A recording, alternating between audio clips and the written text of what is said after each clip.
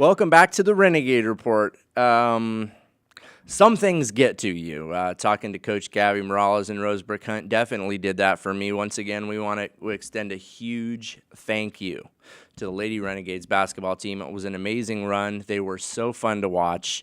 And unfortunately, as they said, sometimes things don't work out. And things definitely didn't work out last night in Irvine Valley. But Stephen Lynch, statistician to the Stars and Bakersfield College, much of the women's basketball season did work out, didn't it?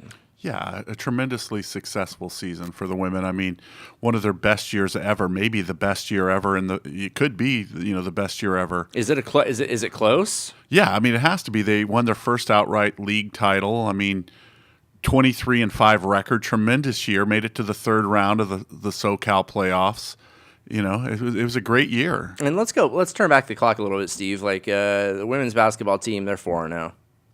They're 5-0. They're 6-0. They're 7-0. They're 8-0. Then all of a sudden they're 9-0. And I remember you and I had a conversation where we are they for real?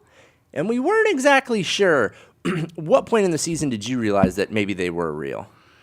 After they got a little ways into league and they were beating some of the top teams in the league, because let's be honest, their non-league schedule, no offense, wasn't that strong. Looking back, they did have, they only played like a couple teams that had ended up with winning records overall in non-league. But once they got into league and they were beating, some of the teams that were expected to do well in their league, I started thinking, maybe these girls are, as good as Paula has been saying all year long.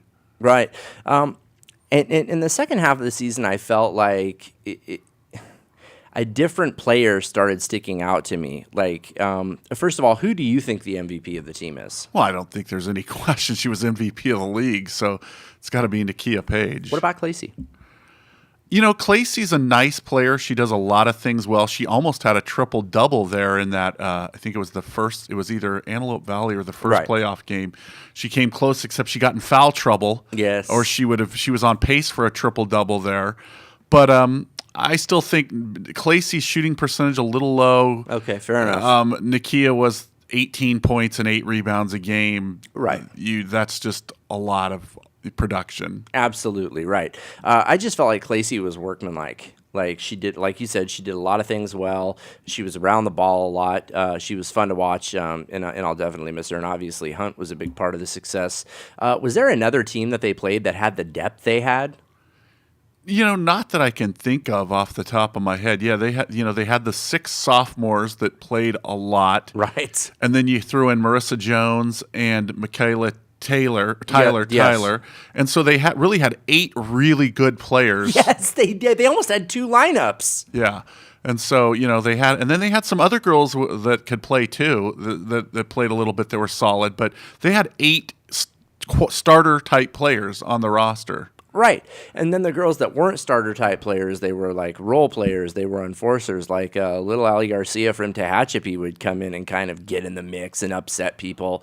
Emily Esnos could make some shots. So it was a neat team. It was deep, and they were fun to watch. Real quick, switching gears over to the men's side real quick.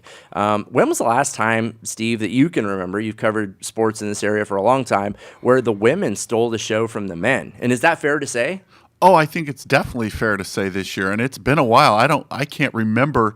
I've been covering the BC basketball for about 9 years. I believe this is the 9th year, and I can't remember the women really stealing the show from the men like this. I mean, because the BC men, I remember the second year I covered them, were ranked number 1 in the state going into the playoffs.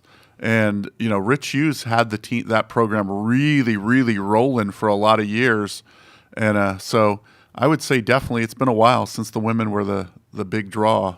And the women's team was also fun because, much like our football team, they were a Kern County All-Star team. And Coach Hughes has a great reputation in amateur athletics, and he gets talent from outside of the area because of that, because people trust him, they know his system, and they refer athletes to Bakersfield College. But Coach Dahl, like all the stars of the team, all the depth, I mean, I think maybe Michaela Tyler out of Yelm, Washington, is the only out-of-area player on that team. Right, that's the big difference you see between the men and the women, is the women is almost fully stocked by local players, where the men didn't have a single player on the active roster this year from Kern County, I don't believe. where I always think it's Nava, but no, he's from New Mexico. So right. yeah, no, you're correct. And it's not that Rich Hughes isn't out there. I saw him last night at Bakersfield Christian. I've seen him at numerous local high school games this year, talking to or I don't know if he's talking to players, but talking to coaches. Sure. And he's out there. I'm definitely trying to, get players from the area, but seems like he's way more successful, at least in recent years, at getting players from out of state. Even that team I spoke of earlier that was ranked number 1 in the state, most of their best players were from Chicago. Well, right. And even with this year's team, it's not just out of the area. Greg Glamick is from France. Okay. Jameek's from New York. Yeah, the Talented and Gifted Academy. DeAndre is the most local kid, and he's from your favorite high school. Washington Union. Well, why do you say that with a grimace, Steve? I've just had some bad experiences up there covering high school football a couple times. Why is that? Well, they have a really tiny press box, and I'm up there in late November covering semifinal games on 2 occasions, and the only time I've ever had to sit in the cold in the state grandstands where they didn't make room for me in the press box, up until this year where Granite Hills Porterville didn't let me in theirs. But so it's not fun having to keep stats. Duggins, are you writing this down? Play by play and do all that while you're in really cold temperatures, sitting in the grandstands. Hold on, Steve. Duggins, please write that down. Steve says they've treated him terribly up at Washington Union and Fresno. Can we get a letter to them? Yeah, Duggins is going to take care of it. Don't worry about a thing, Steve. I'm not worried about it at all. I know you're not. Now you're with the greatest community college athletic program in the known universe, as we say. And then with the men, we have some promises for next season because I saw Jameek in the library the other day. He says he's back. Unless somebody snatches DeAndre up, he'll be back. C.J. Johnson, honorable mention to the all-conference team. He's going to be back. So while the women's team is going to have a totally new look next year, are you excited about the men's team?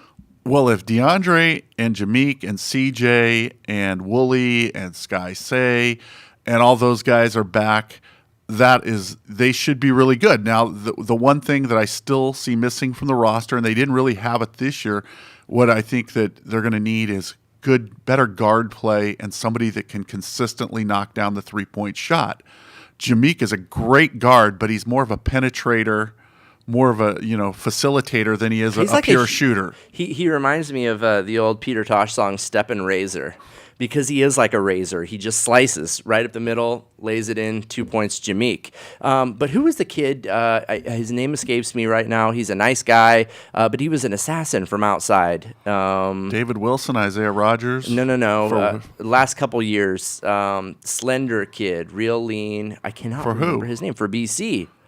They're outside shooters this year were Rogers and Wilson. No. This was last year's team. Oh, I don't remember. Yeah, I'm going to have to think of it. I can see his face, but it escapes me. They do need someone who can shoot from outside, though. Right. I mean, they need a 2-guard. That's what I mean. But they obviously have if Jameek and DeAndre are back and CJ, and that right there is a good start. I mean, they're going to win a lot of games. Well, and we've heard it from you and I, but you and I make no mistake. We are unabashed homers. We love the Renegades. Let's bring Jeff Evans in and get him to weigh in on some of these things. When we come back, the beat writer of Bakersfield College Athletics, Cal State Athletics, and whatever else is tickling his fancy, Jeff Evans. We'll be back.